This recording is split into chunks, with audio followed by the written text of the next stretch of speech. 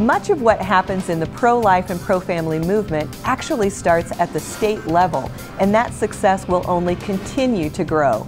This is the CitizenLink Report.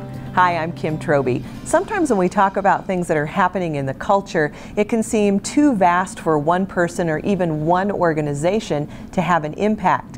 But when we get down to the grassroots level, you and I working together can actually have a tremendous impact. And that's what we're going to be talking about today, how an alliance of state-based policy organizations can come together and impact the pro-life and pro-family movement. Paul Weber is our Vice President of Strategy, and he joins me today. Paul, it's great to have you here. Kim, thank you. It's great to be with you. You were just telling me a little bit about your family, so I want you to relay that information to our viewers. But you were also talking about what I was just talking about, how one person or two people can have an impact, and how your son was talking to you about that. Absolutely. Tell us the story. Well, Kim, my wife and I are blessed to have 5 children, 4 sons and a darling little daughter. And 2 of my older sons currently serve in the United States Armed Forces. Last week, as I was traveling around the country, I had a conversation with one of my sons, and we were both talking about the issue of marriage before the United States Supreme Court. We were talking about Christians and how they are being fined and dragged before secular courts for expressing their religious convictions. And we're talking about just this overall tenor of oppression against the faith. My son asked me this very provocative question: "Dad, it feels like we're losing. What can we do?" And I smiled and said, "Son, that's one of the questions I seem to get a lot across the country, and my answer is always the same.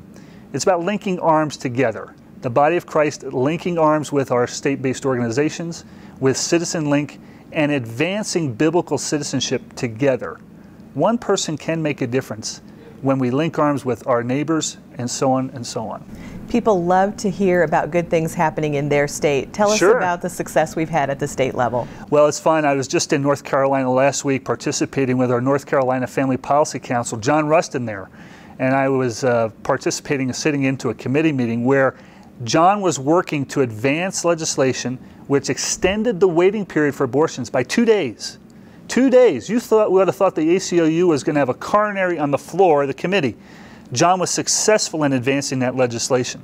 Or our partner David Fowler in Tennessee, who this past election cycle advanced a constitutional amendment to protect life called Amendment 1. Or Kathy Herod in Arizona, who in her career has advanced 130 pro-family, pro-life, religious liberty bills in the state of Arizona. But there's more. Just this past election cycle, CitizenLink, working with 10 key states in the Senate race, worked very hard to mobilize the grassroots.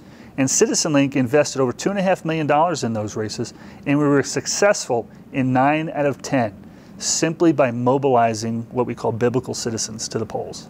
Now, we already have allied family groups in 38 different states. We sure do. But we're not going to rest on our laurels, are we? No, we're not done yet. Our vision, our goal is to take those 38 states and expand it to 50. We can't leave one state unprotected. We need leaders in every single state advancing pro-life legislation, religious liberty legislation, family values legislation, and helping to get people elected who uphold those values. When we talk about this alliance between CitizenLink and the state policy groups, how does that alliance help both parties? I think that's an interesting question. What CitizenLink is trying to do is provide coordinated strategy across the state organizations so that we work together in legislation, work together in communications, which helps shape culture, which is so vital to the movement. So those state organizations are also the eyes and ears on the ground. They know how much they can get within a state and how they can advance certain pieces of legislation in a state. So that symbiotic relationship between the national and the state is pivotal to know where we can advance and where we need to protect. CitizenLink has lots of activists that watch this show. They love getting involved. Tell them how they can do more. Oh gosh, it's go to our website first and foremost. Up in the upper right-hand side of our website is a tab called State Groups. Locate your state group. Contact your state group. Pray for your state group. Participate with your state group, and then partner with their state group by offering financial assistance. If you go to our website and you don't see a group in your state, partner with us. Support our organization. Help us launch a group in your state by raising your hand, making your name known to us, and we'll come alongside you and help do that. Well, the good news is we're going to see a lot more of Paul as he works with our Alliance of State Policy Groups. Thank you so much for being here today. Kim, it's my pleasure. And we love hearing from you. We always do. Thanks for your encouragement and your thoughts that you send to us. You can always let us know what you're thinking. That address is mail@citizenlink.com. Please continue to pray for our nation and for our elected officials. And if you would add our family policy groups to that prayer list, we would so appreciate it, and we know they would too. And remember, stand tall and be heard.